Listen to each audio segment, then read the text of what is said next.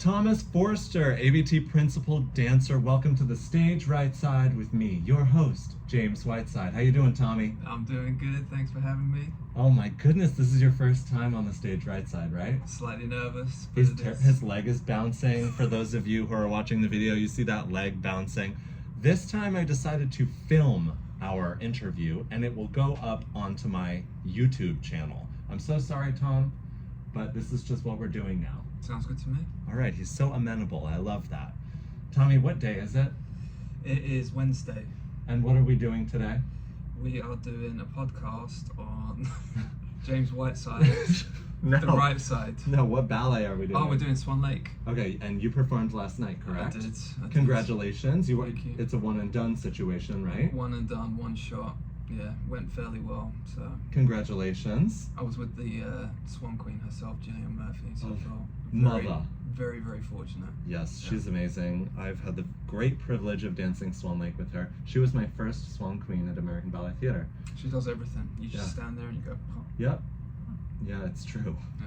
I wonder if she wants more support ever because she doesn't need it, so I feel like I can just sort of hang out behind her. That's what I did. No, I'm sure you partnered her beautifully. Speak up a little bit, Tom. The mic is far away. Okay. Okay, what are you doing next? Next is Romeo and Juliet, and I'm Wednesday matinee with the incredible Christine Shevchenko. Fantastic. How are you feeling about that? Are you prepared? Today was the first day I kind of like got back into it. Yeah. Obviously, we had 7 weeks at 890 to work on everything coming up, but once the season hits, it's kind of a new ballet every week, so Yeah. it's hard to. But thankfully, I have about a week to get into R&J shape and form, and yeah, I'm excited. I love Romeo and Juliet. Me too, but it is brutal for the man. It's very hard. It is one of the hardest things we do, no? Yeah. Wouldn't you say? Yeah, cardio-wise for sure. And my arms are dead by the end of Balcony Pas specifically. Like, there's so much running around. We have a variation right before the pas de deux, which is not typical for ballet to have a variation before a pas de deux. So by the end of that pas de deux, I am Cooked. so cooked. This is probably sort of inappropriate, but when I get really tired like that in a pas de deux, like, do you ever get hot stomach? No. Where you're like, am I gonna poop? No. Okay, me either. Me either. I mean, pre-show, I gotta poop. Yeah. Because of the nerves and the anxiety. How do your nerves manifest? Other than poop? Just general anxiety. Actually, yeah, ever since I became a dad, my general anxiety has got better. Pre-Benjamin, I would go into like a 3-day freak out. And now it's more like an hour or two before the show. So you just have perspective now. I have, yeah. When I'm around my son, I can leave work at work. Yeah. But yeah, for me, I get anxious at the top of my belly, and I feel it. And sometimes I'll just mentally rub it and throw it away, even though I know it's not doing I anything. like that. That's a good ritual. Yeah, go away. Sometimes when I'm really nervous before a show, I just sit on the floor and don't move, because when I have a nervous energy, I move around a lot and I'm like bouncing around and I feel like I'm just wasting all my energy being nervous. So I'll just plop myself on the ground and stare into the abyss. Yeah. Oh, I have a nap before every show. Oh, me too, Yeah. for sure. And I wake up and I have a coffee at 6. Yes. And then I get a banana and a cookie from the canteen. We have a cafeteria at the Met Opera, and they have coffee and, you know, whatever. And I usually go down there at 6, get my coffee, and then get my makeup done. Yeah, same. Do you ever go sit outside at what I call the depression pond before No. shows? No. So up here at Lincoln Center, there is a reflecting pool outside of the Lincoln Center Theater. It's on the, you know, if you're facing the Met, it's on the right side of the Met Opera. And it's a very beautiful place to sit. There's a little grove of trees and everything, but I always end up sitting there before performances in a complete state of depression. I get really depressed before performances. I don't know about you, but I get like very morose. Yeah, just for me, general anxiety and stress, and then ironically, I get a little depressed once the Met is finished. I think I get so used to living in a high stakes, high anxiety environment that when life chills out and calms down, I almost kind of miss it, even though while I'm in it, I'm freaking out. I mean, that's sweet because I'm literally like, thank God I can sleep, I can eat, I can like literally get a tan. You're up in the pines. Yeah, I'm out in the pines, literally gaying it up. I'm gonna move this over just a touch so that we get more. You're a bit more soft-spoken than I am. I'm a loud gentleman. Sponsored. I know. Tommy is holding up my gigantic tube of Voltaren gel. Not sponsored, but I wish. One time Voltaren did sponsor me, and they paid me decent money to hawk their products on the internet, and I miss that era. They don't hire me like they used to on the internet. Well, I also appreciate your Voltaren sponsorship because you gave me some. I did. And I used them on my knees quite a lot, so I thank mean, you, Voltaren. Now I'm mad because I like gave a bunch of Voltaren away to people, and I ran out. So I have to buy my own Voltaren now, and all of that just seems unjust. I think Voltaren just need to step up and get back in the game. I know, right? Where's my money and my anti-inflammatories? Just kidding, lol. Okay, so Tommy, this is your first time on the podcast. I want people to get to know you a little bit. Okay. Can you just tell me where you're from? From Southeast London. Yeah, born and raised. You're British? Yeah. Nah, I'm American. Oh wait, can we hear your American accent? Hi, my name's Tom. I love America. Yeah. How appropriate. Tomorrow is Independence Day, and we won't get into the politics of anything. I refuse. The stage Rightside is a politics-free zone. You're welcome. Can I hear you say the phrase, "It's July 4th and I want to eat a hot dog"? It's July 4th and I want to eat a hot dog. That's strange, but not terrible. Okay, you're from South London. Tell me about your family and your training a little bit. Yeah, so my mum, she mainly worked with kids with behavioural problems. I forget the correct name for it, but it will come to me as soon as I stop talking. And my father was a sculptor. He was an artist. And some of his sculptures are up in London. Cool, that's so cool. Yeah, he sadly passed away about 7 years ago from cancer, so it's nice to, when I go home back to London, I get to visit his statues, and wow, reminds me of Dad. Did you get along well with your father? I did, yeah. No, I'm sorry. Yeah. I just had the 8-year anniversary of my mother's passing from cancer, and it's so interesting. We just don't really talk about anything here. You know, like we don't have lives outside of this space, so it's really interesting to hear things. I mean, I knew this already about you, but it's not like we're rocking up to the studio and being like, you know, how are you processing your father's death, you know? No, we're like, oh my God, I have a run of Act 3 today. Yeah. I do remember when it happened though, because it was a similar time for both of us, so we did connect a little bit. And you were a principal already that time, or no? No. Yeah. When did you get promoted? During COVID, so. Oh, 21. Yeah. Right? Yeah. Feels like you've been a principal since 1907. Yeah, no, I'm still a baby, really. Still got that collagen though. As I look to the camera. This is why you have to watch this on YouTube. Okay, so what about your training? Training, I went, so basically my mum put me into ballet for whatever reason. I'm not entirely sure. She wasn't a dancer, but she put me into ballet, and I had a really lovely teacher, but it was full of girls. I kind of found it boring. I used to set an alarm on my watch, and as soon as the class was ended, I was out of there. But the teacher saw potential, and she said, you know, your son should audition for the Royal Ballet Junior Associates. And so at the age of 8, I did that, and I got in, and that's where I was amongst a lot of my peers. We were all guys in the class. A lot of them I'm still friends with to this day. Yeah, I know your group chat's lit. Yeah.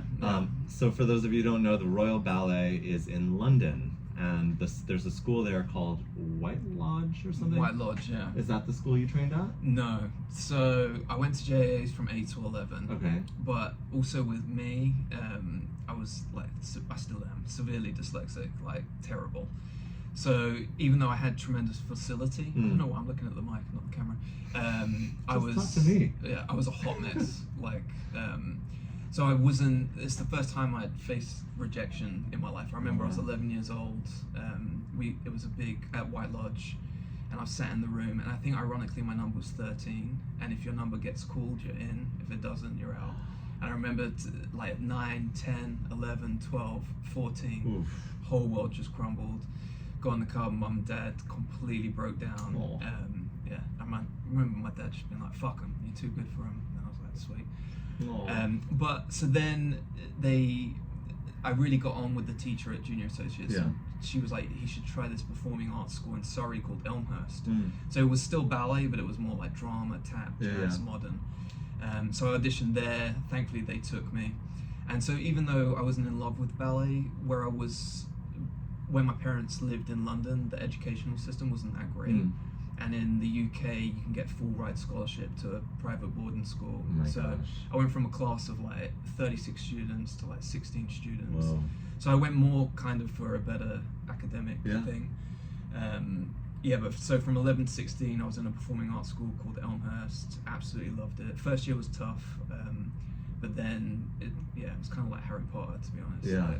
I going went to away boarding school as well, and it was, I mean, the American Harry Potter, which is probably really, I don't know, it felt like trashy in the best way. I loved it. It was honestly some of the most fun I've ever had in my life. Some of the best years. It was like summer camp that you never had to leave. No, yeah. And also, like, there was a cafeteria where people just made all of my meals. That was insane. Yeah. I think it's so strange how we provide so much to young people and then just sort of dump them into the real world. Yeah. I remember being 18 and being in Boston Ballet, like, what do I do for lunch? Yeah, where is it? Yeah. Where's my lunch? Yeah. I want to go back a little bit and talk about disappointment. Yep. Because I think ballet is really unique in how frequent we deal with disappointment and how often we have to really manage our expectations. What did that moment of being rejected from White Lodge, like, how did that affect you? Was it motivating? Were you really hurt? How did you process that? I think, like, looking back, and I probably should talk to a therapist, but I think a lot of my confidence issues probably stem a little bit from the ballet world that we've grown up in, because it's just brutal. But yeah, thankfully for me, so when I was like younger, I was smaller, so I was actually better at like modern and jazz, and then I was like a beanpole. At 13, I just shot up. How tall are you? 6'3". Yeah, that's a very tall ballet dancer for y'all out there. Yeah, so then I looked silly doing all like the jazzy stuff, and they were like, you should stick to the ballet. And they were like, if you want to do ballet, you should really go to the Royal Ballet School. Yeah. And so I re-auditioned at 16 for the Royal Ballet School, and they accepted me this time. Whoa. Yeah, so, and then from 16 to 18, went to Royal Ballet School, and I remember getting in, I was like the worst in the class. Every year they have assessments. If you don't score a certain grade, you're out. Whoa. And so I was like commended or highly commended, like just scraping through. Can you tell me some of your colleagues there? Who are your peers? Like, anybody we'd know? So many, like Zonda Parrish, Greg Morey, Will Moore, Alex Jones, Joe Cayley, like Aaron Robertson, Liam Scarlett. The year I was in, James Forbach, Chevelle Dynot. The list is endless of the talent that I was in. It was like a golden year of incredibly talented dancers. So cool. Yeah, but while I was there, I worked my ass off, and somehow I graduated with honors, and then managed to land a job with ABT2. How'd you get that? There was a transfer program. And yes, they don't do that anymore, do they? I'm not sure. I think sometimes they do, but it's not like regular. Yeah. Was that a Kevin implementation or what? Maybe John Meehan. I'm not entirely. And I remember Kirk Peterson. Yeah. He was like a big supporter of mine at the time. Oh. So yeah, I feel like I got fortunate, and I had a choice between like Birmingham Royal Ballet or ABT2, and being young and having an opportunity to go live in New York, I was like, gotta do that. Let's Are you go. kidding? Let's go. I mean, especially being a British kid. Yeah. Like, how exciting. Yeah. Oh my gosh. To be honest, now I'm older, I do have slight regret of leaving my family behind because I'm so close with them. But in terms of living my life, and like, luckily I spent a long time in the Corps, I spent a long time in service, and then towards the end of my career now, I've been so fortunate to experience principal life and principal roles, and the pressure and the highs and lows of that. So What's the biggest surprise about being a principal for you? For me, no matter what the role, I would always be anxious and stressed. So the anxiety and stress level, it's obviously heightened because you carry the show in certain ways. But I always kind of had that no matter what I was doing. Yeah. So, and I appreciate the rehearsal time to like really focus in on what you're doing and trying to do it to the best of your ability. And then like we'll have one show a week or 2 shows a week, and then the other nights I can go home and have a bath and rest. Where in the core or soloist, you're on every night, you're grinding. I mean, and as a soloist, you're probably doing principal roles as well, because especially someone who's on a principal track, you're doing, well, and you have to do core roles too as a soloist, so you're doing 3 ranks work. It's brutal. That's a ringer. It is brutal. And thankfully, they don't really, I mean, it's really rare that people get promoted super old. So they don't have to do that for too long. And when they're doing that, they're like, 28 or whatever, in their physical peak. Now, if you had me on every night, my bones would shatter. I would be a crystalline shard. Me too. How old are you? 38. 38. I'm turning 40 this month. We're pretty old, yeah. And it's so crazy because we're not old. We're not old at all. We're still young, we're still hot, we've still got it, you know what I mean? That's right. But in the ballet world, we're crusty possums. We are possums in the trash can. And we are rooting for a snack. Sure. Okay, cool. So tell me about, you were in ABT too. Who was your class of studio company? Gray Davis, like Matt Golden, Corey Stearns, they were like the year above. And Brooklyn Mac was in my Stuco. Cool. Mary Mills, Leanne. This is so like ballet nerd talk, y'all out there. Like, the majority of you will have no idea who we're talking about, but these are all people that we have worked with for like decades. Very cool people. I mean, it's so interesting. I never was in studio company, but I did the ABT summer programs for years. And the people that I went to the summer program with were like David Hallberg, Misty Copeland, Craig Salstein, Mary Thomas, like people who were very successful in their careers. Like who else? Tobin Eason, Blaine Hoven, Simone Mesmer, like people that have been in the game, baby. It's so interesting. It is crazy. Yeah. I miss those times. It was very, very old New Yorkie. I was like buying a bootleg CDs on Canal Street and like being 16 in a mess.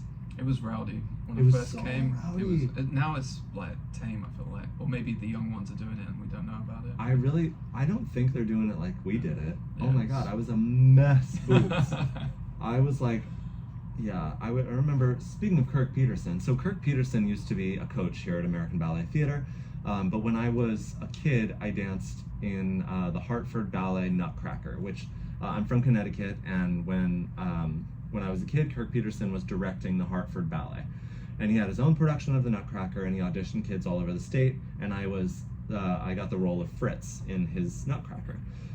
So like my teachers and he became good friends, and when I got the ABT summer program, I got a scholarship to the ABT summer program. I was like, okay, I need a place to stay in the city, and Kirk offered his apartment. He was away the whole summer doing like, I don't know what he was doing, but I had a place to stay in the city on 70th Street or something. But the parties that I would have, like unashamedly hosting huge parties at his apartment. Does he know? I'm sure he does. I totally broke his bed. Like we were having a party and we were all like jumping up and down on his bed, and it completely shattered. Jumping up and down. LOL. Don't call me out like that, Tommy. Ah! Rude. We were jumping up and down. What are you talking about? We were just innocent kids. We were good kids. Sure you were. Yeah. Oh my god. I'm uncomfortable. Oh god. So, what are you doing next? What's your next show? Romeo and Juliet. Okay. Wednesday. When did you premiere that? When was your first? You did that. That was like one of your first, right? The first was Giselle with Jill. So thankful. I can't remember when I premiered Romeo. Before COVID, for sure. Was it? Had to have been. I I'm not sure, you know. COVID is so troubling. Pre-COVID, I think it was the only one I'd done was Jizzle. Are you in like Water for Chocolate? I am. I played Dr. John. Ah, yes, the Yeah. titular role. No, I'm Yeah. kidding. Yeah. So I get to wear spectacles and a thermometer. That's not hard, is it? No, what's the Stethoscope. stethoscope? Yeah. Is it hard? It's not hard. It's quite enjoyable. I quite like it. It looks pretty tame as far as principal male roles go. Yeah. And you debuted Onegin this year. We got to talk about that. I did. We both debuted that. Ew. It was really, really hard. Really hard. I didn't quite understand how hard the patadas were going to be until like the first couple of rehearsals where nothing worked, and I was like, I thought I would just be able to do this. Yeah. Did you feel the same? I knew it was going to be a challenge, but again, like I feel like we're so lucky at ABT because all the principal women are so incredible. Yeah. So I was lucky enough to be with Chloe. She was amazing. So the whole process was very nurturing and nice. And it didn't at all ever feel like Yeah, totally. so we kind of like just brick by brick. Same. That's what I had to do as well. Speaking of Chloe, we can probably talk about this today. It'll be in the papers or whatever. In the papers, extra. So today, after Swan Lake, on stage, the performance, it was a matinee of Swan Lake. Chloe Missildine was making her New York debut as Odette Odile, and her partner was Aaron Bell, who is an ABT principal dancer and incredible. Stud. He's a stud, baby. He's my dressing room mate. You're sitting in a spot right now. Let's see, he's got all sorts of strange implements on his table. After the performance, Susan Jaffe walks out to the front of the curtain during the page bows and has a microphone and says, "Congratulations to Chloe Missildine. She's now a principal dancer." In front of the audience? In front of the audience. I didn't know this. And the audience went absolutely apeshit. And so we have a new principal dancer as of, 1 hour ago. Congratulations, Chloe. Go Chloe! Yeah, she absolutely slayed it. And that was your partner. Yeah, it was lovely, and it's one of those, like, there are certain roles that you like, when you grow old, you can be like, I'm really proud I did that. Yeah. And there's definitely one that's up there. I saw Kevin McKenzie, our previous director, after the performance of Onegin that I did with Hiso, and he was like, this is the one principal male role that I never got to do, and I really regret that. And I was like, fuck, I'm lucky. I feel so fortunate. And especially, I don't know about you, but I wasn't expecting to be on that casting. Oh, me neither. I remember we talked about this. We were in China. Yeah. And everyone was getting the emails, and our Wi-Fi didn't work. And I was like, I guaranteed I'm not going to get it. But, and then we did. I was really surprised I got it too, and it was a wonderful surprise. I remember it was a really dramatic sort of reveal. We got an email with our casting, basically, and it was exciting for some and disappointing for others. Talking about disappointment, I'm trying to think, how do I deal with disappointment? I have a pretty thick skin, but yeah, we're disappointed all the time. Yeah. With things like casting, it's like say you're in a corporate job, and every day of your life, you're wondering if you're eligible for a promotion, or if you're gonna get the case that you want or something. We have little victories like that all the time, or little losses. What do you think the next win for you is? Fall season? Have you got your casting for fall season yet? No. No, I haven't. No. Yeah. I know I'll do the things I've already done. Yeah. Like we're doing Ballet Imperial. I did that. I'll do it again, unless they thought I was terrible. I'm sure you will. And you weren't terrible. I feel like for me, just another year's contract is a win. Oh my god, right? Yeah, right, sweet. Jeez, it really do be getting to that. Right. Yeah. One of these days, they're gonna be like, knock knock. I'll be like, come in. They'll be like, it's time to hang up the old boots, girly. And I'll be like, and ripping my wig apart. Yes, that time's coming for all of us. No. We are young and beautiful. True. And we are seasoned. Okay, Yes. we're popcorn with Lowry's seasoning salt, a delicious treat for all involved. Yes. Not overdone. No. Not overbaked. We'll know when we're overbaked. We can still do it. Right. Still got some time. We have so many people retiring this year. Speaking of retiring, I know, I hate it. I know, and it's like some real ABT classics too. Like, Yeah. okay, I mean, are we allowed to talk about this, do you think? Probably. I think so. Yeah.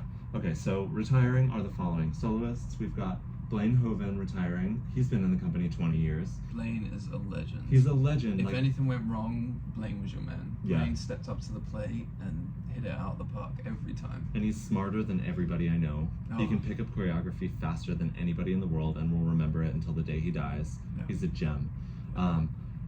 Any other soloists retiring? Don't think so. No.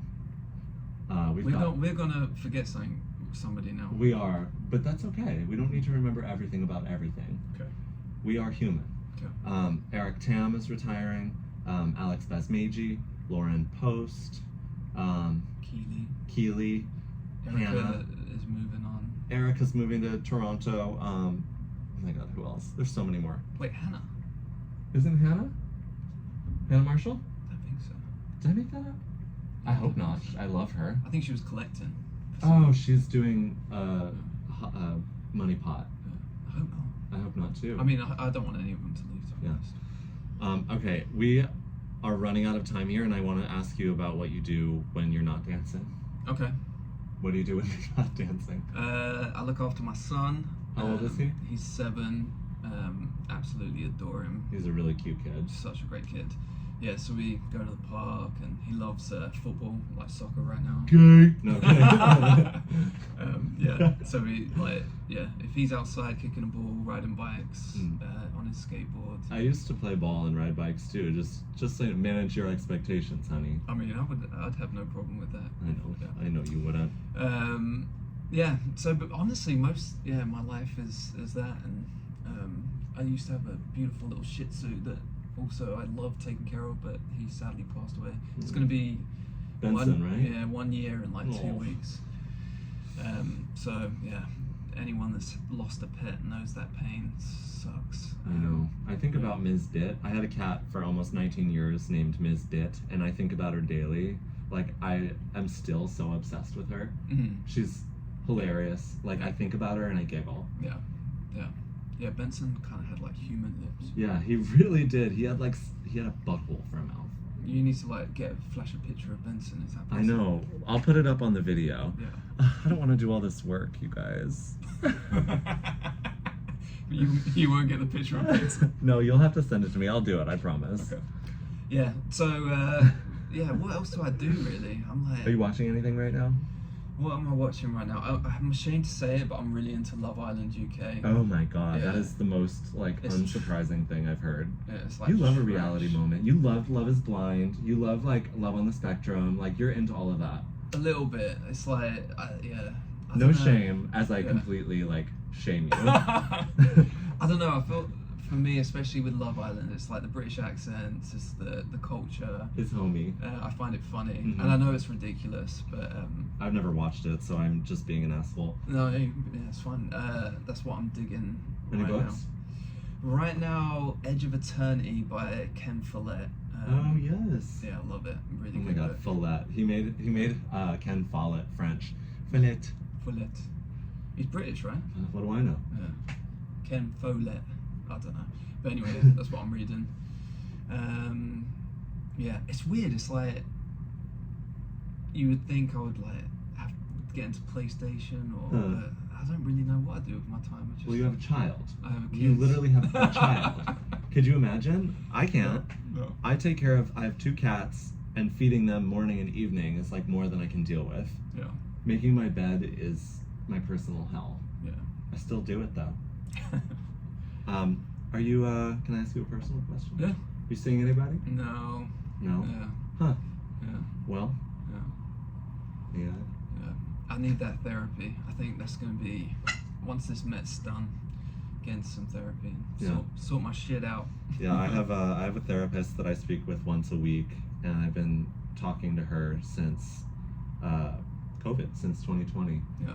And it's been really helpful for me. Yeah. So out there, I don't know what your deal is out there, but if you have health insurance, you can go on their websites and look who's under coverage or whatever. And you can look at Psychology Today if you're interested in getting a therapist, or if you're struggling with anything, you know, health is wealth, blah, blah, blah. But seriously, it's helped me, jokes aside.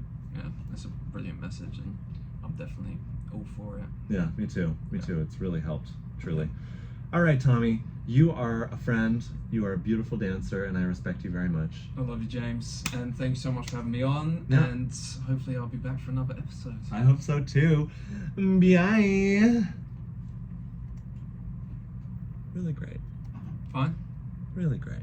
Also, follow Tom on Instagram. I forgot to say this for this thing, but at Thomas Forster. You can see when he's performing. You can look at the ABT website if you want to come see him do a performance, abt.org. He's a beautiful dancer. Go see him dance.